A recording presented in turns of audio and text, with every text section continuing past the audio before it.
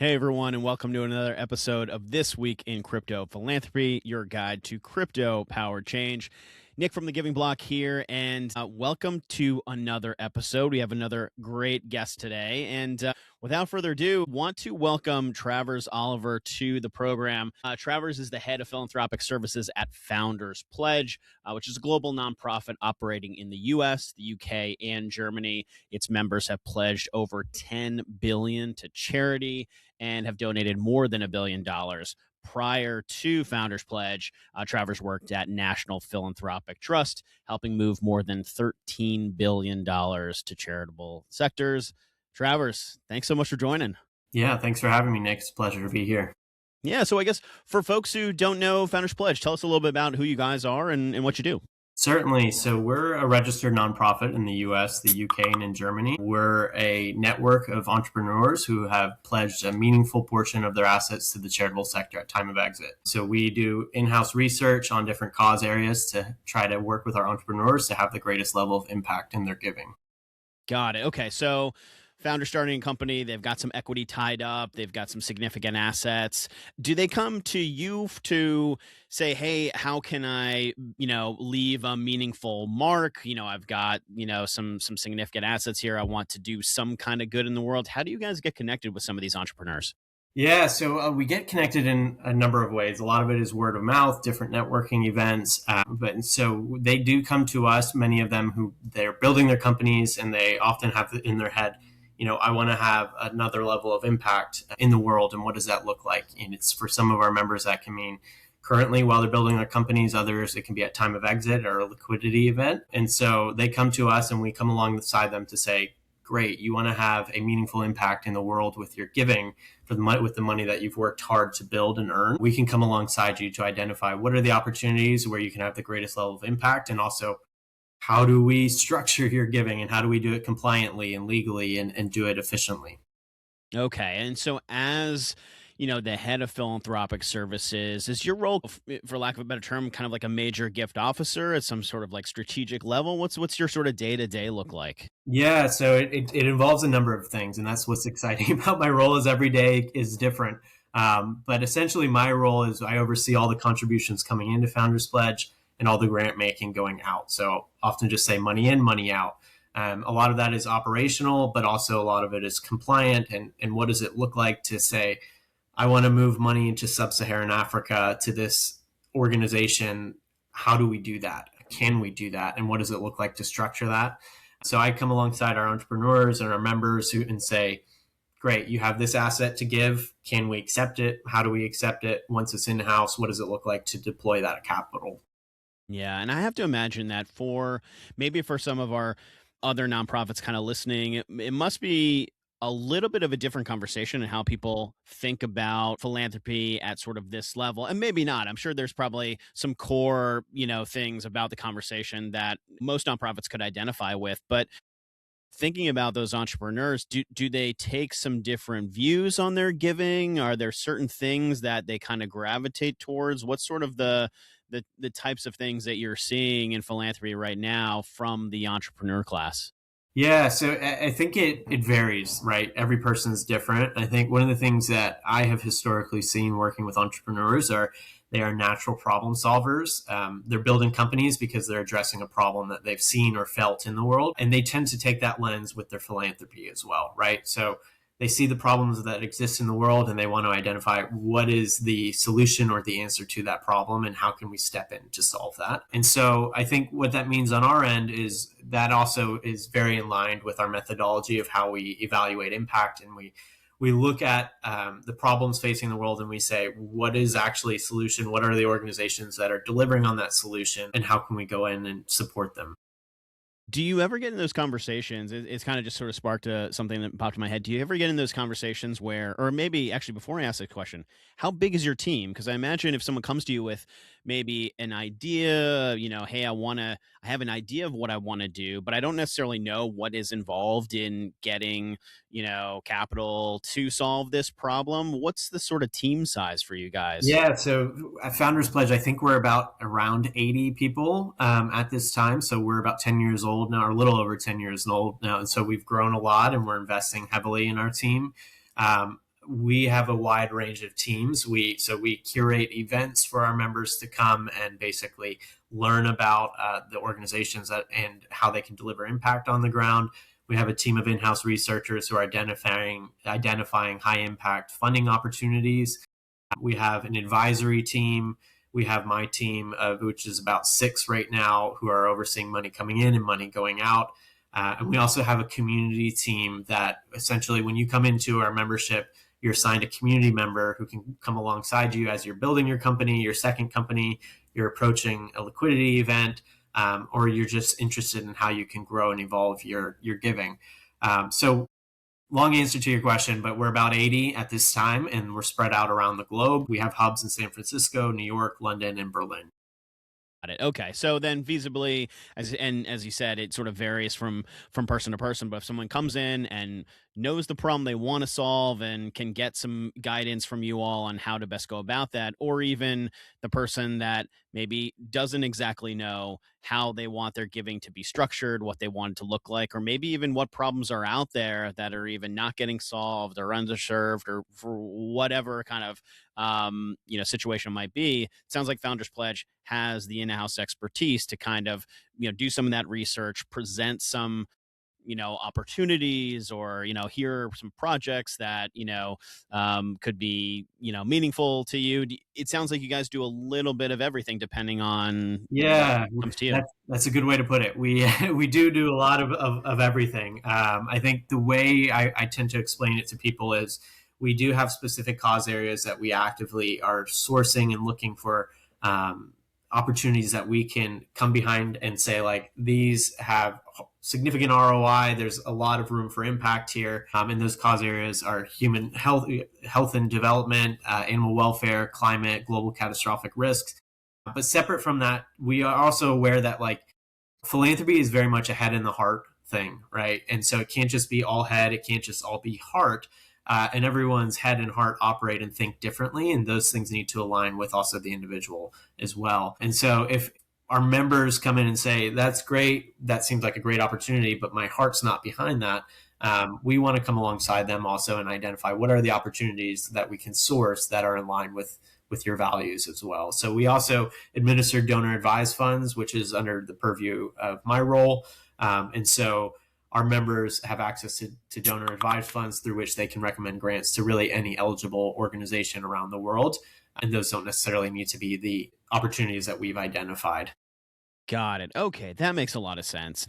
I don't know if misconceptions is the right word, but are there any kind of misconceptions when people maybe think about an organization like yourself? Just kind of curious if there's any kind of baggage that kind of circulates out there. Yeah, I mean, I think it's an interesting question. I think we are always uniquely situated in that we're sitting across 3 very different countries, very different Mm, markets, who all have different vantage points and views and just cultural norms as well.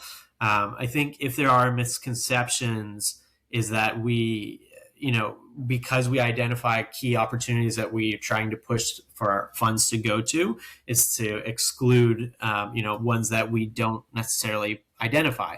And the thing that I often say is, like, there are a number of organizations out there that are delivering impact that have not been identified yet. And I think that's also one of the key things too of the fact that we administer donor advised funds, is we're not saying that in coming into our community you have to give money to X, Y, and Z opportunities that we alone have identified. We also want to just help you facilitate your giving and to do it well and effectively, and do it to the best of your ability to have the greatest level of impact. And that often can mean giving to organizations that we've necessarily never heard of or looked at to determine if there is a great potential for impact there. got it. And so thinking about like large scale giving, what does that kind of mean in practice? How are these decisions kind of made? You alluded to some of this already. And when those like liquidity events arrive, do they follow some, I don't want to say like a similar pattern, but is there some kind of like some urgency, or or do these kind of get, have a bit of a long tail because someone wants to make some sustained, long term impact? Yeah, I think it depends. It always Yeah. depends. It depends on the person. Some people have been thinking about this for a long time. They've been planning it. They have, a team of trusted advisors around them. Other people are in the trenches of building their company and haven't had time to think about a potential liquidity event and what that means. Because that's a massive inflection point in your life, right? You're now stepping into potentially a large amount of liquid assets, and you're also answering the question of what's next, which is a massive thing. So it really depends on the person. I think the thing that we try to emphasize at Founders Pledge, which I alluded to earlier, is when you come in and you become a member of Founders Pledge, you're given access to a community of like-minded peers. And we try to encourage people to come to our events so that even if you're in the midst of building a company and a potential exit is 10, 20 years down the road, you can start being actively involved in philanthropy, whether that's just as a learning experience or if it's stepping in and just starting to give. And so what we have found is that in doing that, when it does come time for a liquidity event or a potential exit, we have already come alongside them. They know that they can trust us. They have an understanding of the marketplace. They may have potentially identified organizations they already know they want to support or they've previously supported in smaller amounts. So we really try to foster an engaged community such that when you come to an exit or liquidity event, you're not having to be overwhelmed, at least on the component of how am I going to be giving money away. Got it. Okay. And all right, so this has been going on for about 10 years. I'm curious, in terms of how things have evolved. I mean, 10 years ago when this type of giving was happening to today, is there like a noticeable change in how people are giving or what they're giving? And obviously, I mean, this being kind of like a crypto philanthropy show, curious to know if you've seen an increase on the digital giving front. Yeah, certainly. I think a couple of things. One is, yes, the range of assets. I think philanthropy and giving has become more democratized. It's no longer the days of just, a private foundation with billions of dollars endowed. You can download an app on your phone and start giving, and you can contribute a wide range of assets. And so that's been a massive evolution. I think you would probably know better than me, but I think the numbers now are in the billions of terms of cryptocurrency being donated, which is mind-boggling to think, considering 10 years ago. I often remember when Bitcoin was started, everyone was talking about it. I was unfortunately one of the people very skeptical, like, why would I do this? But to think back, when it was very much like that, a taboo thing, to where we are now, where people can download an app and contribute crypto and give it and deploy that as a grant to a charity across the world. That's mind-boggling to me. So that's incredibly exciting.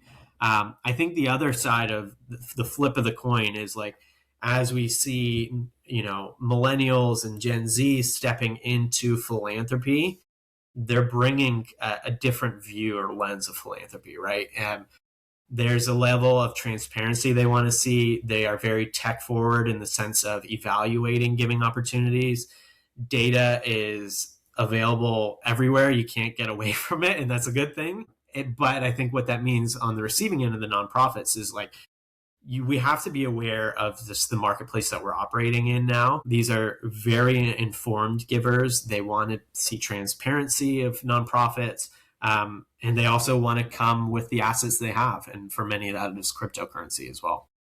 Got it. Yeah, that makes we're seeing some of the similar trends. You started to allude to actually a couple of, I guess, attributes. What are some of those, like, attributes for the? And I know, again, you said it varies a lot, but any trends from sort of these high net worth donors that you typically see, or there are certain questions that you get that are sort of like, I don't want to say more standard than others?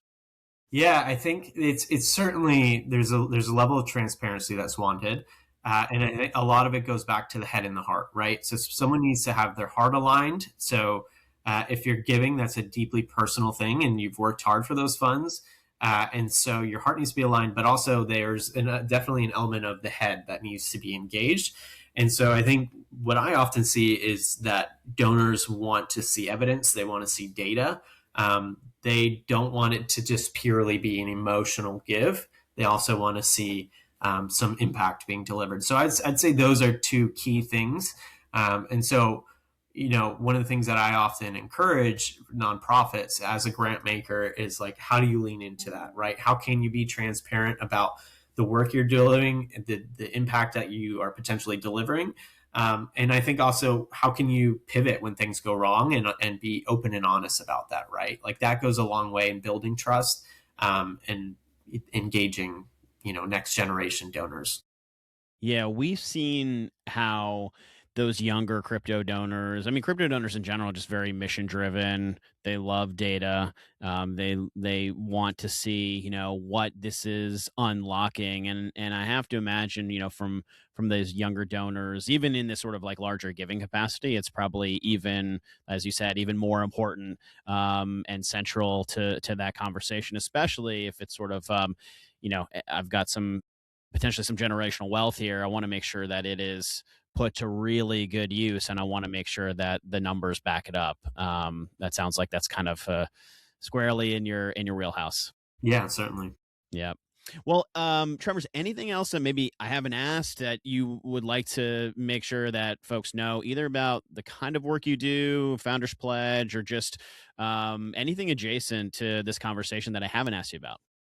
No, one of the things that I think often about is I work a lot with donors, right? And on the flip side of that is I'm often thinking about what are the questions being asked by nonprofits and how can they be in front of donors. I think, as someone who works with donor advised funds, there's just a lot of mystery around donor advised funds, what they are, how they operate, and how nonprofits can position themselves in front of it. Thinking about crypto, one of the things that I hear time and time again is people just aren't aware that they can accept crypto as a donation.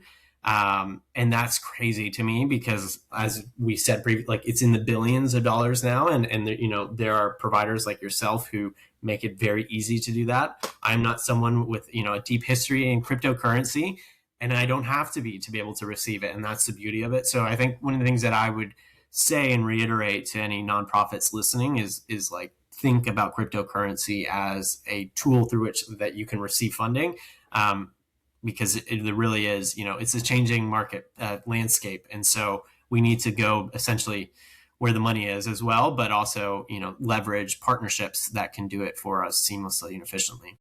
Yep, I couldn't agree with you more. And everybody's looking to get younger, right? Everybody's looking for those younger donors. A little bit of education goes a long way.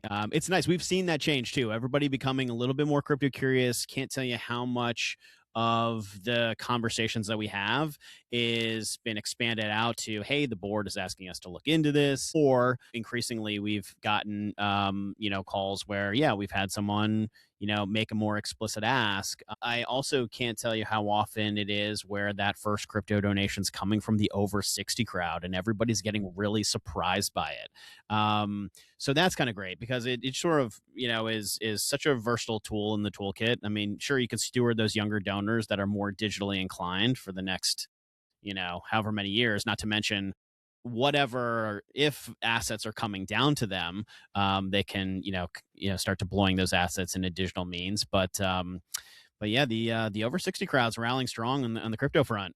That's great to hear. I mean, that's exciting.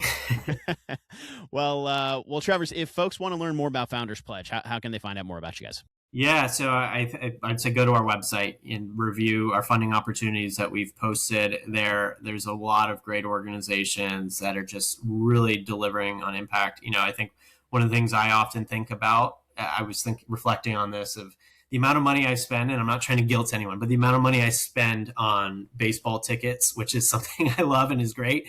But it's really incredible to just see the data of what $1 can mean in terms of impacting a life around the world. And so I would encourage you to go to founderspledge.com, go to our LinkedIn page, and learn more. Fantastic. Well, we'll put all the relevant links in the show notes. Travers, thanks so much for joining us today. I really appreciate the conversation to learn more about you and Founders Pledge. And on behalf of the Giving Block team, everybody, thanks so much, and we'll see you next time.